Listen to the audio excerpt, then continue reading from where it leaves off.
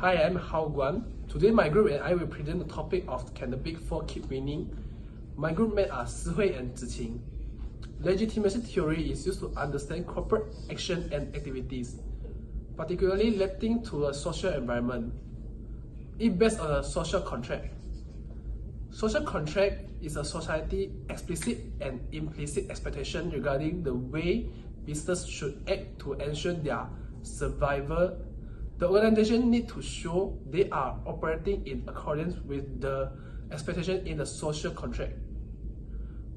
For example, conducting business is a sustainable manner. Based on an article, Can the Big Four Keep Winning? They face a problem which is high-profile corporate collapse. Every big company collapse have a Big Four auditor attract to it. From this problem, public and other stakeholders starting criticism they are failing to foresee the collapse of the company at the same time. Big Four is suffering sufficient on the expertise. For the real world practice, the auditor professionalist is being criticized regarding of Lehman, Bearstream, and Northern Rock. They all received ineligible audit opinion before their collapse. However, the critical problem does not only arise from the failing to foresee the collapse. Due to the breach of justified of order at the sun, any company collapsed afterward. Based on this case, the public believes that the auditor is not able to provide a sustainable opinion for the company to prevent collapse. Thus, we are able to prevent the criticism from the public and let our stakeholders and public know well what position we are in. First, educating the public responsibilities of the auditor. Review, update accounting standard. Review, update auditing standards. Greater attention to the risk of material fraud occurring. Hi, my name is Ziqing. Now I'm going to present stakeholder theory. So from the study of the report, the stakeholder theory would represent accounting's Big Four and its various stakeholders. The common stakeholders for major audit firms are identified as employees, its customers, investors, and government. For example, like US regulators. Examples of these customers include companies like Carillion, Lehman, Bearstream, and Northern Rock, which are high-profile collapses receiving audit work from the Big Four. Employee stakeholders such as those in Arthur Andersen were unemployed due to the termination of its CPA license. It is due to the court to its obstruction of justice. Investors of Carillion would include large pension funds and individual investors, where expectations are for accounting's Big Four to detect corporate collapses. Regulators include the UK Accounting Watchdog, the Financial Reporting Council, which have promoted the separation of consulting work to create audit-only business.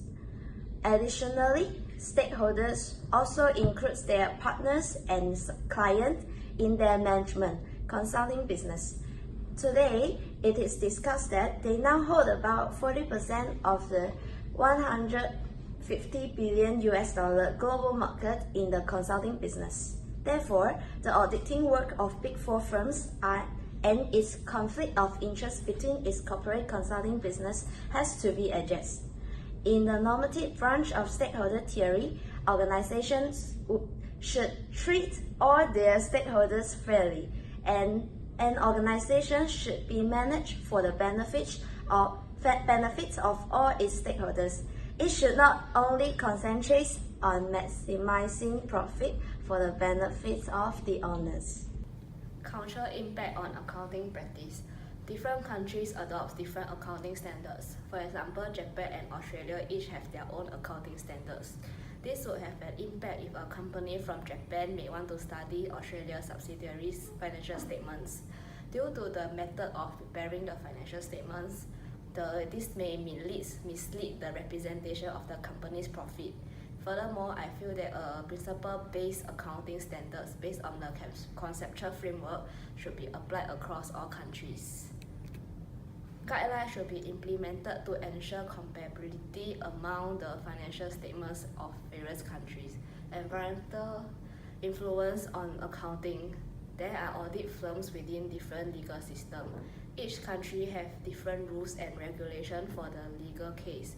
For example, Germany practice a civics law systems and Australia practice a common law system.